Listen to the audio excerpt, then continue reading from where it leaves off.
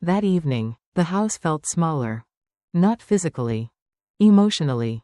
Claire moved through the kitchen with controlled movements, opening cabinets more forcefully than necessary. Evan stayed in the living room, staring at a television that wasn't turned on. No one mentioned the meeting. But everything had changed. I made tea the way I always did. Boiling water, 1 chamomile bag, a thin slice of lemon. I carried the cup upstairs and closed the bedroom door behind me. Harold's side of the closet was still untouched. His navy blazer hung exactly where he left it. The faint scent of cedar and aftershave lingered in the fabric. I reached out and ran my fingers along the sleeve. "You were right," I whispered. Not about them specifically. About preparation. Harold had always believed in quiet protection.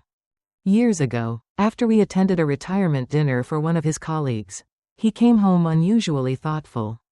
"What happens?" he asked me that night. "If I go first?" I had brushed him off. "You're not going anywhere," I told him. But Harold was practical in ways that didn't feel cold. He updated insurance policies, reviewed investment accounts, created lists of passwords I told him I'd never need. He never once made me feel incapable. He made me feel secure. That's the difference. I sat on the edge of the bed and let the memory settle. 8 years ago, when he mentioned transferring the house into a trust, I didn't question him. "Just sign here," he said gently at the kitchen counter. "Do I need to read all this?" I asked. "You can," he smiled, but I already did. I trusted him. What I didn't realize then was that he wasn't protecting assets. He was protecting dignity. Downstairs, I heard Claire's voice again. Lower now. Controlled. I caught fragments. "Overreacting? Legal nonsense? We can't just..." I didn't strain to hear the rest. I already knew the pattern. When someone's plan shifts, their tone does too. Later that night, Evan knocked softly on the bedroom door. "Mom?" "Yes." He stepped inside hesitantly. "I didn't know about the clause," he said. "I believe you," I replied. He sat down in the armchair near the window. "For what it's worth, I never meant for it to go that far." "That far?" I asked calmly. "The 14 days, that was Claire talking." "And you?" I asked. He looked down at his hands. "I thought, maybe it would be easier for you somewhere smaller." There it was again. Easier. For who? I asked. He didn't answer. Instead, he looked around the room. "This place feels different without Dad." "Yes," I said softly, "it does." He nodded. "I just don't want constant tension." "Tension doesn't appear by itself," I replied. "It's created." He absorbed that quietly. "Are you planning to stay?" he asked. "I am home," I said. He stood slowly. "Claire's upset." "I imagine she is." He paused at the doorway. "I don't want this to turn into a war." "It won't," I said, "unless someone insists on fighting." After he left, I remained seated for a long time.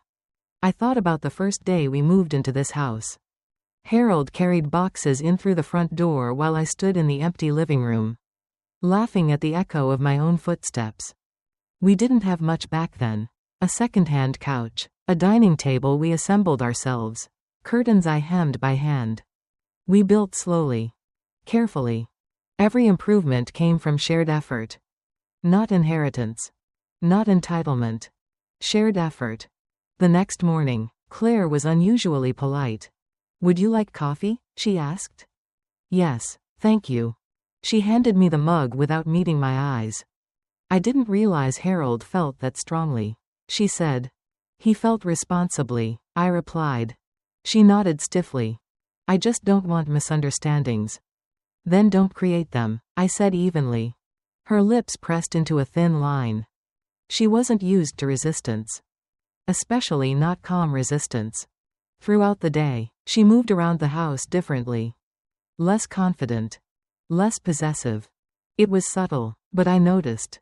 That evening, as I walked through the hallway, I paused at the faint pencil marks on the wall where Evan's height had been recorded each year. Age 6, age 10, age 14. I ran my fingers over the faded lines. I had protected him his entire life. From fevers. From bullies. From disappointment. But protection works both ways. Harold had protected me. Now it was my turn to protect what we built. Not out of revenge. Not out of pride. But because surrendering to convenience would erase decades of truth. And I had no intention of being erased. Claire might adjust. Evan might reconsider. Or they might try something new. Either way, I was no longer reacting. I was prepared. And preparation changes everything.